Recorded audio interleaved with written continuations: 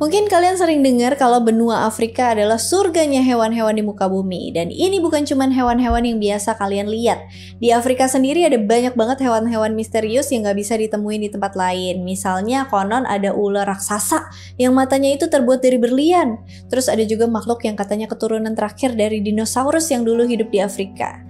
Nah, hewan-hewan ini tuh eksis dalam cerita-cerita folklore masyarakat di sana. Tapi meskipun ini awalnya berasal dari cerita rakyat atau legenda, beberapa makhluk atau monster ini emang beneran ada dan ditulis dalam catatan-catatan orang Eropa yang sempat pergi ke Afrika. Di video kali ini kita bakalan bahas 5 monster mengerikan yang ada dalam cerita rakyat orang Afrika.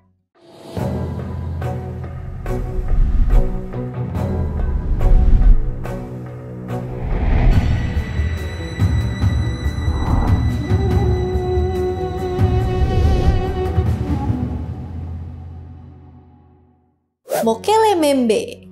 Monster dari Afrika yang pertama kita bahas adalah sebuah makhluk yang dikenal dengan sebutan Mokele-mbembe. Dia ini adalah makhluk yang eksis dalam cerita folklore masyarakat negara Republik Demokratik Kongo yang posisinya ada di tengah-tengah benua Afrika. Sebutan Mokele-mbembe ini berasal dari bahasa Lingala, yaitu bahasa yang dipakai sama orang-orang di Kongo, yang artinya itu dia yang menutup aliran sungai. Alasan kenapa makhluk ini dinamain seperti itu adalah karena bentuknya besar banget dan biasanya menampakkan diri di sekitar aliran sungai. Saking besarnya tubuhnya sampai-sampai ketika dia melintas di sungai, aliran air sungai itu bisa terhambat. Dan inilah alasan orang-orang Afrika Tengah menamakan makhluk ini dengan sebutan Mokele-mbembe. Kalau kalian cari di Google, bentuk Mokele-mbembe ini mirip sama bentuk dinosaurus jenis sauropod yang punya badan besar, leher dan ekor yang panjang, punya 4 kaki, kepalanya kecil. Makanya sebagian orang percaya kalau cerita Mokele-mbembe ini adalah bukti kalau sebenarnya dinosaurus sauropod itu masih hidup dan tersembunyi di sungai pedalaman Afrika Tengah. Padahal dinosaurus sauropod ini seharusnya udah punah sekitar 66 juta tahun yang lalu. Nah, Mokele-mbembe diperkirakan punya panjang 5-10 meter, kakinya 4, punya cakar tajam di kakinya, punya kulit halus berwarna coklat abu-abu, lehernya panjang, kepalanya mirip ular, ekornya mirip ekor buaya, serta punya 1 tanduk di kepalanya.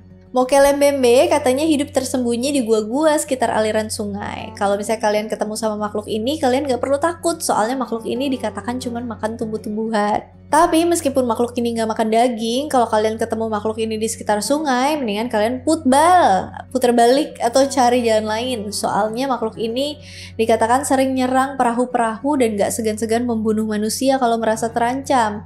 Dan kayak yang disebutin tadi, kalian cuma dibunuh, kagak dimakan. Nah, kisah Mokele-mbembe ini udah lama dikenal sama masyarakat Afrika, khususnya yang tinggal di wilayah Afrika bagian tengah. Dan ini udah jadi semacam urban legend mereka. Meskipun kisah ini udah jadi urban legend, tapi beberapa orang yang berasal dari Eropa justru percaya dan ngaku punya bukti kalau makhluk ini beneran ada. Salah satunya adalah seorang penjual hewan-hewan liar asal Jerman, Carl Hagenbeck. Dia ini terkenal banget di Eropa dan jadi salah satu penyalur hewan-hewan yang ada di kebun binatang Eropa pada masa itu. Dalam catatan Carl Hagenbeck tahun 1909, dia bilang kalau dirinya pernah mendapat laporan tentang adanya makhluk aneh setengah gajah, setengah naga yang berkeliaran di sungai-sungai Rhodesia, yang sekarang udah jadi wilayah Zimbabwe. Tapi waktu itu Carl Hagenbeck ngira kalau hewan ini sisa-sisa makhluk jenis dinosaurus Brontosaurus. Kisah Mokele-mbembe juga ditulisin dalam buku History de Longo yang terbit tahun 1776 yang ditulis oleh seorang misionaris Prancis bernama Livang Bonaventure Proyart. Dalam bukunya itu dia nulis kalau jejak Mokele-mbembe pernah ditemuin di wilayah Afrika Tengah. Selain itu, surat kabar lokal Kongo juga pernah memberitakan kalau di tahun 1930-an sekelompok pemuda dari wilayah Bangombe itu pernah bunuh dan makan makhluk Mokele-mbembe di Danau Tele, Kongo. Danau Tele ini emang terkenal sama masyarakat sekitar sebagai wilayah tempat tinggal makhluk-makhluk yang diduga mirip dinosaurus. Tapi setelah orang-orang ini makan Mokele-mbembe, katanya nggak lama kemudian mereka langsung meninggal. Kita nggak tahu apakah berita ini faktual atau tidak. Nah, beberapa orang yang skeptis percaya kalau Mokele-mbembe ini sebenarnya cuma hewan biasa yang ada di Afrika Tengah.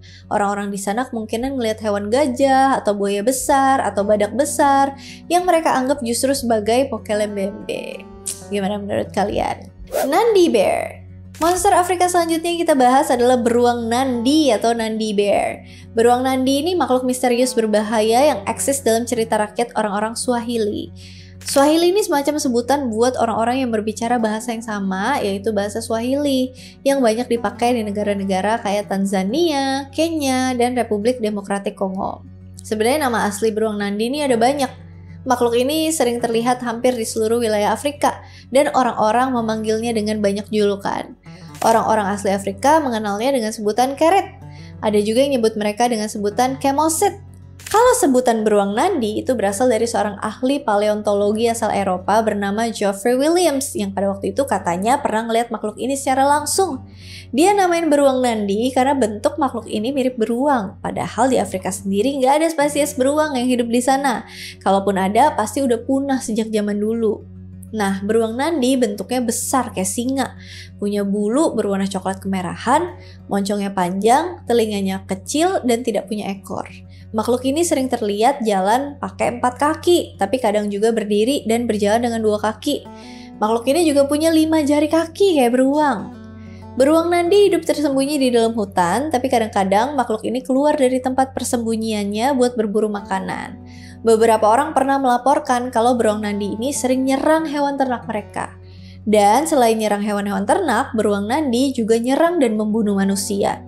Dan gak cuma membunuh, beruang Nandi juga dikatakan menguliti korban-korbannya. Di tahun 1925 ada catatan tentang seorang gadis berumur 6 tahun yang terbunuh dan kepalanya hancur. Dan menurut orang-orang di sana pelakunya adalah beruang Nandi. Padahal belum tentu ya. Makanya gara-gara hal ini orang-orang di sana tuh pernah ngelakuin perburuan besar-besaran buat nangkap makhluk ini. Dan hasilnya di tahun 1936 beberapa orang ngaku berhasil membunuh makhluk ini dan kemudian ngirim tulang dan kulitnya ke museum.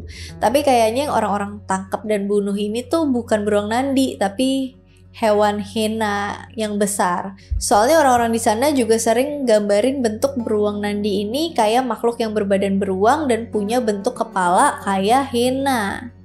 Dingonek. Makhluk yang satu ini pernah masuk di majalah terkenal di Kanada tahun 1918 dan disebut sebagai salah satu jenis monster baru yang ditemuin di pedalaman Afrika.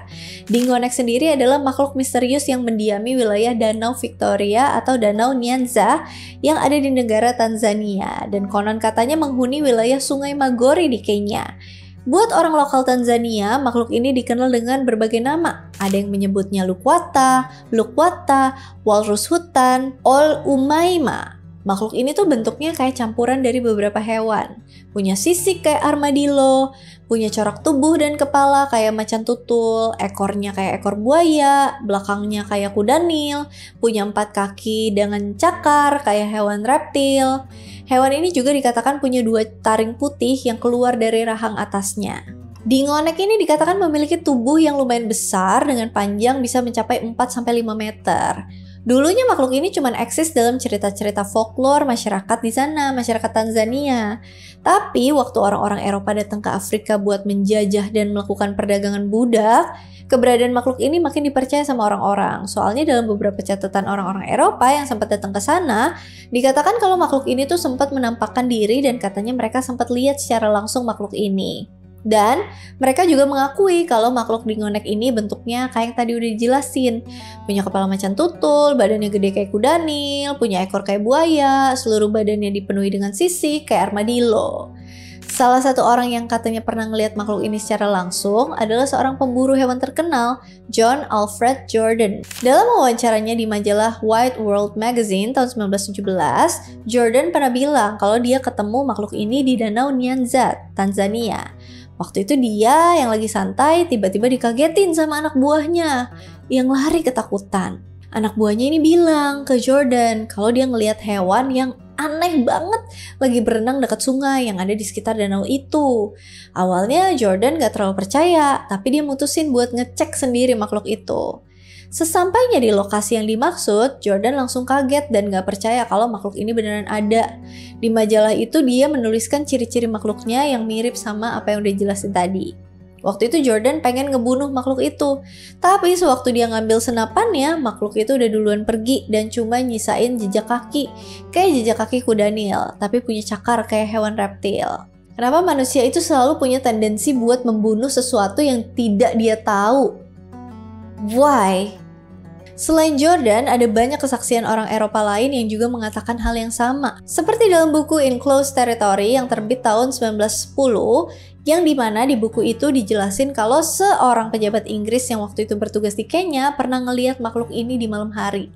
Pejabat Inggris ini namanya Mayor Tulson, yang katanya pernah ngelihat makhluk yang sekilas mirip macan tutul tapi badannya itu gede kayak beruang. Makhluk ini katanya cuma muncul di malam hari. Penampakan terakhir makhluk di Ngonek terjadi di tahun 1907. Setelah itu makhluk ini katanya nggak pernah muncul lagi. Popo Bawa. Di lepas pantai Tanzania, tepatnya di Kepulauan Zanzibar, konon katanya hidup salah satu makhluk yang mengerikan menurut orang-orang lokal di sana, yang dikenal dengan nama Popo Bawa. Popo Bawa ini adalah semacam makhluk jahat yang punya kemampuan berubah bentuk atau shape-shifting, keluar di malam hari, dan sering neror penduduk yang ada di sana. Popo Bawa ini diambil dari bahasa Swahili, yaitu Popo yang artinya kelelawar, dan Bawa yang artinya sayap. Makhluk ini dinamain kayak gitu soalnya dia sering nampakin diri dengan bentuk kelelawar besar, matanya satu, dan sering ngeluarin bau yang khas, bau belerang. Popo Bawa ini agresif banget dan sering nyerang manusia di rumah mereka pada malam hari. Dan Popo Bawa itu pada umumnya nyerang siapa aja yang ditemuin, entah itu anak-anak, perempuan, atau laki-laki. Tapi yang paling sering kena serangan Popo Bawa itu laki-laki. Popo Bawa nyerang orang-orang baik secara fisik dan juga mental. Dan gak jarang juga Popo Bawa ini lakuin tindakan berhubungan seksual secara paksa ke korbannya. Nah, yang aneh dari Popo Bawa ini adalah dia tuh pengen banget si korban ini nyeritain kejadian itu ke orang lain. Alias dia pengen si korban ketahuin kalau dia udah dilecehkan oleh Popo Bawa. Kalau si korban tidak menceritakan kejadian itu ke orang-orang, Popo Bawa janji bakal datengin si korban lagi. Nah, biasanya kan makhluk-makhluk misterius yang sering kita bahas itu selalu bersembunyi dan menjauh dari manusia. Tapi kalau Popo Bawa ini malah sebaliknya. Dia itu pengen banget terkenal dan pengen banget diketahuin keberadaannya. Pengen viral, pengen eksis ya, say. Bahkan kadang dia mengancam siapa aja yang gak percaya sama keberadaannya. Nah, karena orang-orang Pulau Zanzibar percaya banget sama keberadaan makhluk satu ini, akhirnya mereka kadang-kadang nggak tidur di rumah mereka. Orang-orang Zanzibar biasanya tidur di luar rumah secara berkelompok, soalnya mereka percaya kalau Popo Bawa itu cuma nyerang manusia yang tidur di dalam rumah.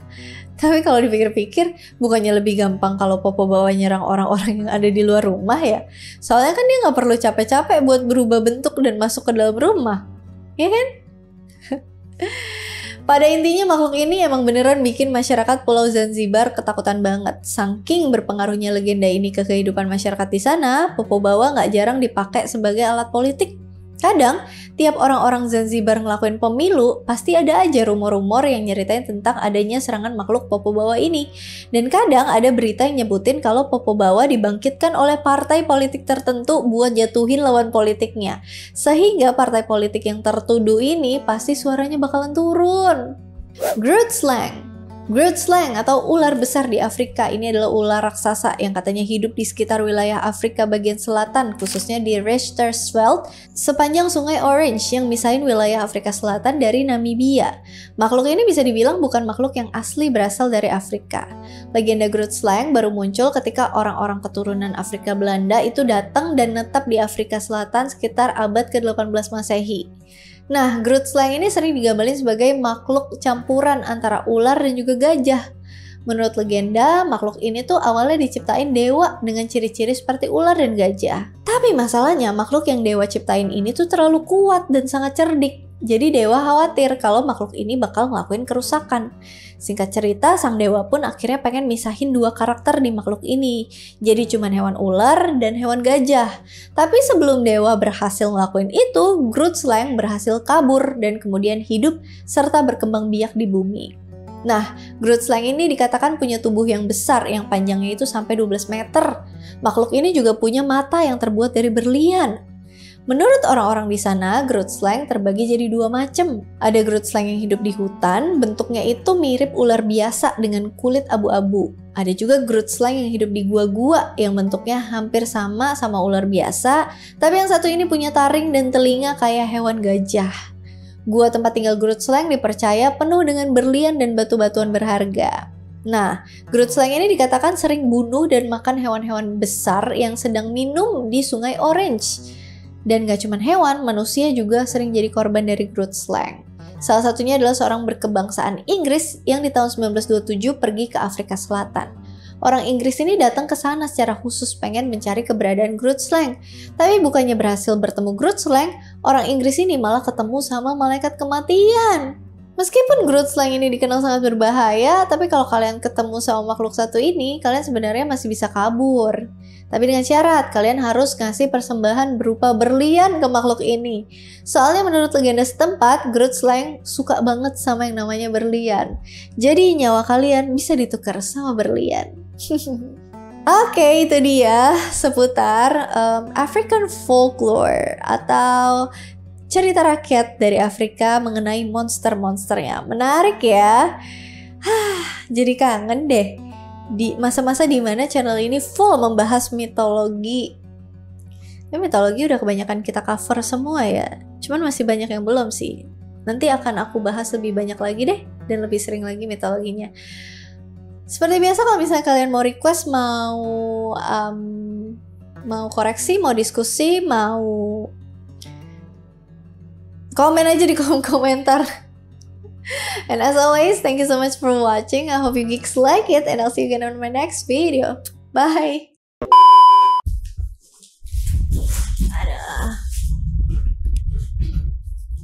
Makanya hara penampakan terakhir makhluk ada Groot slang yang hidup di hutan, bentuknya itu mirip